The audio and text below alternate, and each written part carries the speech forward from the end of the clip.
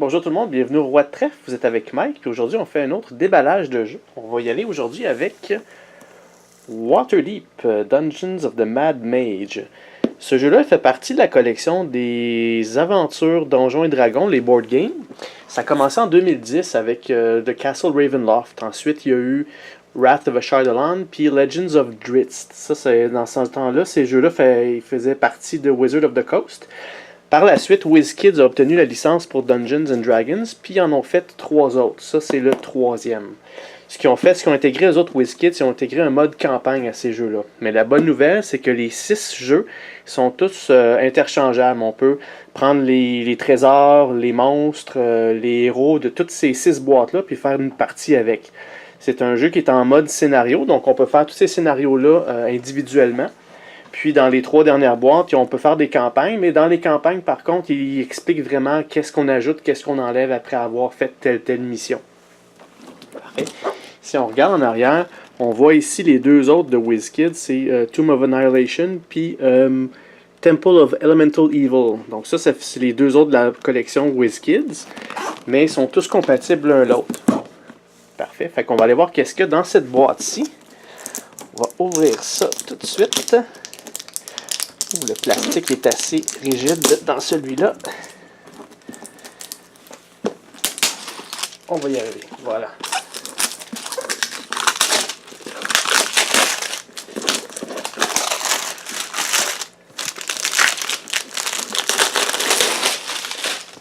Ah, parfait. On enlève le papier. Et c'est fait. OK.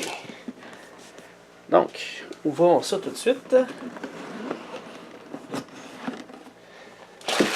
OK.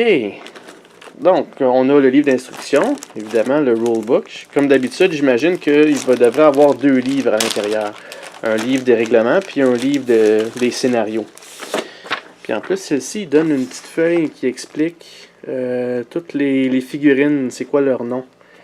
Donc, comme les autres, là, les boss sont en mauve, les autres ils ont une couleur là, monochrome. Il y a certaines boîtes au départ où les figurines, il y avait 2 ou 3 couleurs, là, mais depuis que WizKids a pris la relève, les monstres sont toutes de la même couleur. De toute façon, c'est pas grave. Là, ils offrent maintenant une version qui est peinturée. Celle-ci, c'est la version non peinturée, la version de base. La version peinturée est quand même presque le double de prix, là, juste pour avoir des miniatures peinturées. Donc, pour moi, en tout cas, personnellement, c'est pas nécessaire, mais je sais qu'il y a des collectionneurs parmi vous que pour eux, c'est plus important de les avoir déjà peinturés. Parfait. Donc, le livre d'instruction.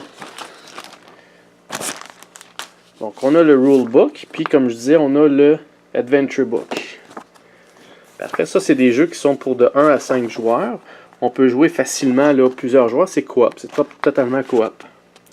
Donc, si vous connaissez les autres jeux, vous allez voir, là, c'est le même format. C'est pratiquement les mêmes règlements aussi.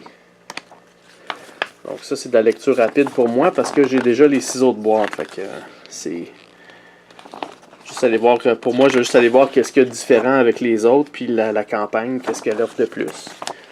Parfait. Pour les Adventure Books, normalement, il y a à peu près 10, 12, 13 scénarios. Vous voyez, dans ça, sa dernière page, il y a 13 aventures là-dedans. Parfait. Puis, ils sont tous écrits dans le même format que les autres, toutes de la même façon. Parfait.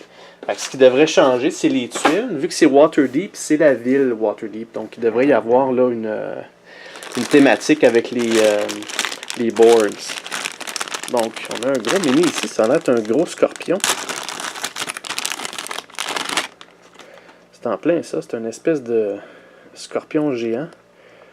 Un Scaladar. OK. Je suis pas familier avec tous les monstres de Donjons et Dragons. Pour ceux qui jouent beaucoup à ça, ça devrait vous dire quelque chose. Parfait. Ensuite, ça devrait être les personnages. Les héros sont habituellement en bleu foncé. Puis c'est le cas. Donc on va prendre une en exemple. Donc ça c'est qui ça? Ça c'est... On parle de Tiefling Battlemaster. Un Tiefling, ok. Quand même bien fait.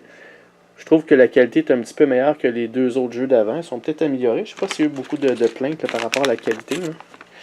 Donc on va regarder les autres vite. Donc ils sont quand même petits. Ça j'imagine c'est thématique. Ça, ok, c'est un gnome.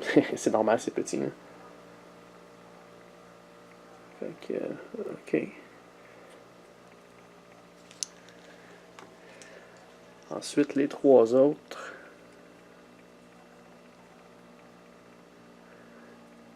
Celle-là, elle ressemble beaucoup à un autre personnage qui est dans une des boîtes. Le moule n'est pas tout à fait pareil, mais il est très très très semblable. Donc ça, c'est un Elf Cleric of the Grave. Ok, puis l'autre, on a un... Oh, son épée comme pliée un petit peu. Mais c'est normal, dans ces figurines-là, sont un petit peu dans l'eau chaude, puis c'est réglé. Là. Human Paladin. Ah, on n'a pas eu beaucoup de paladins, je pense qu'on en a juste un ou deux. Ça serait le troisième ou le deuxième. Cool, parfait. Comme à l'habitude, ça fonctionne avec les règlements de la 5e édition. Donc, il y a un des 20 qui vient avec, un des noirs. J'aurais aimé ça qu'ils mettent une couleur différente, mais ça semble être tout noir. Bon, ça, c'est les cartes qu'on a comme d'habitude. Il va y avoir là-dedans les cartes d'aventure, les cartes des pouvoirs des personnages, les monstres, les trésors, les encounters, parce qu'on peut avoir des encounters dans ces jeux-là. Donc, on va ouvrir ça vite, vite.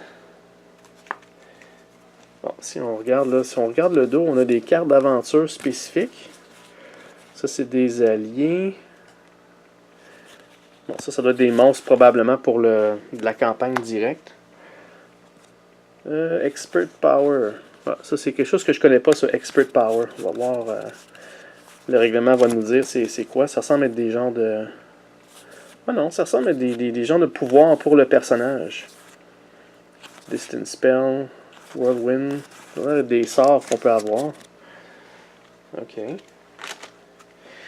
Ok, des spells. Ça, c'est quelque chose qui a été introduit avec WizKid. Il n'y avait pas ça dans les trois boîtes de base. C'est que là, il risque d'arriver que certains monstres nous font des sorts, ou même, peut-être, je pense que même les personnages peuvent faire des spells. Ça, c'est à voir. Là. J'ai pas beaucoup joué avec les spells parce que j'ai pas fait beaucoup de campagnes à date de ces jeux-là. Ça va peut-être me permettre là, d'embarquer là-dedans et d'explorer surtout ces mécaniques-là. Donc, on a nos trésors habituels. Il y en a un certain...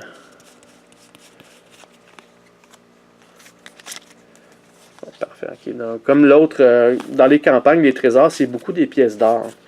Ce qui arrive, c'est que les scénarios des jeux précédents, les pièces d'or, ça ne sert pas à rien quand on ne fait pas une campagne. Fait que ces cartes-là, on peut toujours les enlever au pire, là, si on joue avec les boîtes du départ. Là.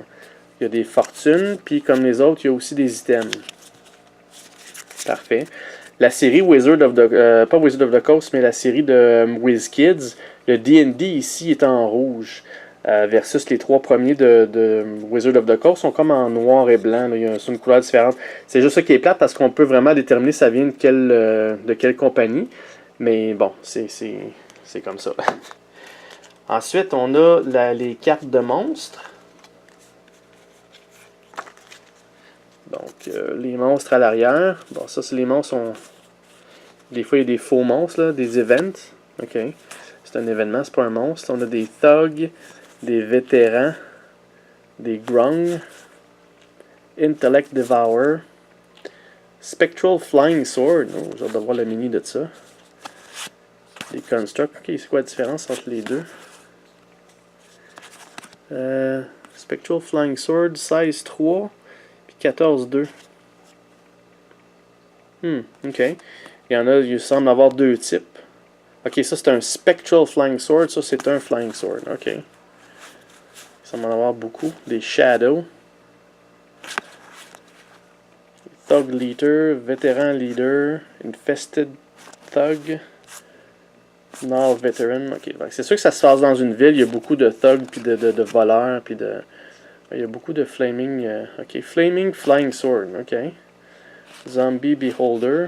Puis un Death Tyrant. Ça, c'est probablement un des big boss, là. OK. Puis, si je me trompe pas, ce jeu-là, ce qu'il va introduire aussi, c'est des runes. C'est quelque chose qu'on n'avait pas avant. C'est la première fois qu'on a ça. Je ne sais pas comment ils vont introduire ça à la campagne. Peut-être que lorsqu'on tue un certain monstre, on bat un boss à la fin, on va avoir une rune qui fait quoi de spécial? C'est des Bane. Ok, ils sont comme double-sided, des Bane ou des Boon. Fait que des bonnes choses ou des mauvaises choses. Ok. Fait que c'est à voir dans le livre là, comment qu'on sert de ça. Ensuite de ça, qu'est-ce qu'on a? On a les fameux encounters. Ça, c'est ce qu'on a à tous les tours si on révèle une tuile noire ou si on n'explore pas. Des encounters. Ah, c'est le retour des environments. Ça, c'est un encounter qu'on met sur la table, puis ça affecte l'environnement, puis c'est remplaçable uniquement par une autre carte d'environnement. Fait que ça reste toujours une play. Ça, on avait ça dans les trois boîtes de base, mais on ne les a pas revus avec WizKids. Ça, c'est la première fois qu'ils reviennent à ça, des environmental, des environnements. Ensuite, des tripwires, des events. Ok, ça, c'est toutes des mauvaises choses qui nous arrivent à tous les tours si on n'explore pas. Parfait. Ensuite, qu'est-ce qu'on a? On a ils appellent ça des traps. Dans les premières bases, les traps, c'était toujours des tokens qu'on avait. C'était dans les monstres, puis ça sortait ça. Ou les events, parce que c'était des events, puis on sortait le token. Mais là, s'ils n'ont pas mis des events, ils ont mis vraiment des cartes spécifiques pour ça. C'est plus dans les events. Fait qu'il y a peut-être quelque chose qui va faire qu'on va piger un trap au hasard, puis quel genre de trap qu'on va avoir, c'est là qu'on va le piger. Là. Versus avant, c'était l'event directement. Un cloaker, ok. C'est un trap, ça. Fait que ça va avoir des monstres aussi dans les traps maintenant. Fait que ça, c'est une autre mécanique là, que me semble que dans la dernière, là, le Tomb of Annihilation, il y en avait, mais avant ça, il n'y en avait pas de ça. Fait que c'est là où ça commence à être difficile d'introduire les vieilles boîtes puis mélanger les vieilles boîtes avec les nouvelles, tous ces types de cartes-là qu'il n'y avait pas avant. Fait que il doit sûrement avoir des façons, là, des variantes sur Board Game Geek, comment faire pour réintégrer tout ça. Là. Ok, après ça, ben, on a les cartes de personnages. Fait que là, on a un genre de un rogue. C'est quoi ça? Expert Power. Ça, c'est nouveau, ça. Expert Power, j'ai jamais vu ça avant dans les... Probablement que vu que c'est une campagne, après un certain temps, nos pouvoirs vont devenir experts. Ça, c'est que je suis pas mal convaincu que c'est ça, parce qu'il n'y avait pas de ça avant dans les autres jeux. Sinon, ben, on a, comme d'habitude, des Utility Power. Probablement qu'il va y avoir des At Will, puis des Daily, c'est ça. Fait que pour le rogue... Pour le rogue, si on regarde Truncheon, c'est toujours à peu près la même chose. Hein. On attaque, un dommage, un modifier du dé, Patience, Steady Eye, Slippery Mind. Ok, fait que c'est pas mal more of the same qu'ils disent. Hein. Ensuite, pour le paladin, il y a aussi des Expert Power. Je pense qu'ils en ont 3, c'est ça. Ils ont l'air d'avoir tout chacun 3 Power. Fait que vous voyez, si on fait une campagne de ce jeu-là avec les personnages des anciennes boîtes, ces genres de cartes-là, on n'en aura pas. Fait que ça nous encourage à prendre les héros qui viennent avec cette boîte-là et non pas de prendre les anciens héros. Ce qui je trouve dommage, parce que ce serait le fun de pouvoir être capable de faire les campagnes avec les... Des fois, ce qu'ils font, c'est qu'ils prennent une boîte, puis ils vont rattraper un peu ce qu'ils ont manqué. Donc les Advanced Power, il y aurait pu en faire pour les anciens héros aussi. Là. Ça aurait été pas pire. Là. Donc pas mal la même chose. Qu'on a après. Comme les autres, là, cette boîte-là, il y a 5 personnages en tout. Le troisième, c'est un fighter. Il a l'air bizarre, celui-là, un genre de fighter tribal avec ses 3 cartes de Expert Power. Ensuite, la même chose. Je ne vous spoilerai pas les cartes, là, mais vous voyez que c'est pratiquement le même style que toutes les autres boîtes. Puis le dernier qu'on a, c'est un Cleric. On a un nouveau Cleric. Path to the Grave. Ok, c'est ça. Fait que pour les personnages puis les cartes, c'est pas mal du standard de ces jeux-là. Ensuite, ça, c'est les sacs de monstres. Là, je les déballerai pas toutes. Je vais vous montrer là, certains monstres, les principaux. Il y en a des mauves, puis il y en a des verts. Il y en a des mauves. Normalement, comme je disais, là, les mauves, là, ça, c'est les boss. Puis il y a plusieurs boss pour les scénarios. Là. Donc, on a ici une espèce de... C'est quoi ça? Ça, c'est un trop brillant. Ok. Ça va être un genre de construct là, mécanique. Ensuite de ça, on a une autre espèce de scorpion. Fait qu'on a une thématique scorpion. Ici, son épée est un petit peu bent. Murial. Non, je connais pas. Mais quand même belle. Parfait. Ensuite, si on retourne un peu, on a une espèce de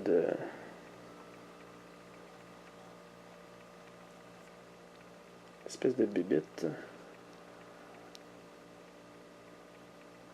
Un Arcturia. Je connais pas. Je connais pas du tout qu'est-ce que c'est.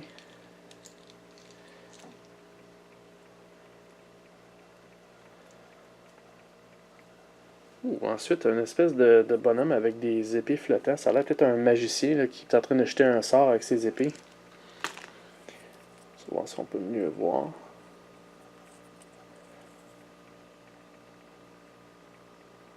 Alistair Blackcloak. Ouais, n'oubliez pas, là, les mauves, c'est comme des boss. Hein. Donc, comme je vous dis, je ne les montrerai pas tout en détail, mais c'est à peu près les mêmes que d'habitude. Ensuite, on en a beaucoup des tout petits comme ça. Mon Dieu, c'est petit, ça. Le socle est beaucoup plus gros que le... C'est quoi, ça? On voit pas tellement bien. C'est des... Intellect Devourer. Ah, ok, c'est ça. Je pensais que ça aurait été plus gros que ça. Mais c'est minuscule. Ok, on a des espèces de petites grenouilles aussi, là. Des bonhommes grenouilles. Ok, le reste, là, c'est des... ça a l'air d'être les fameux thugs qu'on voyait un peu partout, là.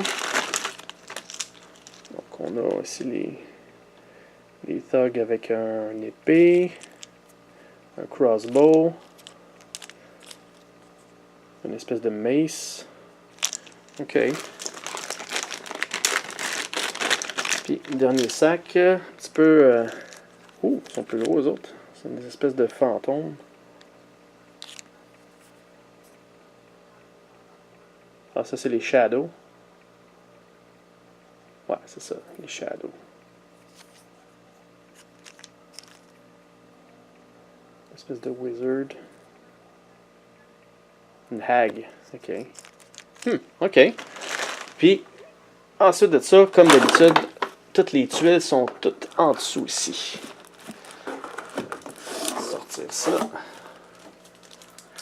On va les ouvrir.